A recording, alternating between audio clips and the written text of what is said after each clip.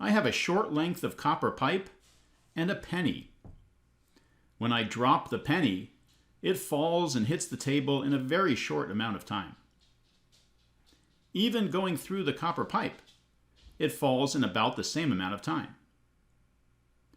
Here I have a very strong magnet.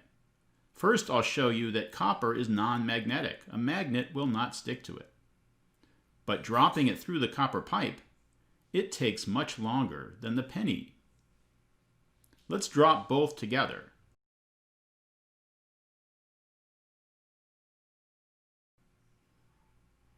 Once more in slow motion.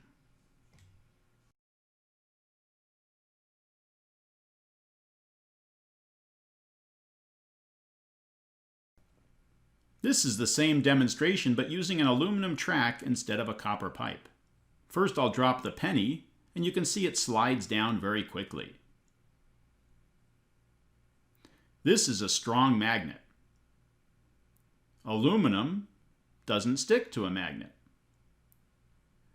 But when I release it, it slides very slowly compared to the penny.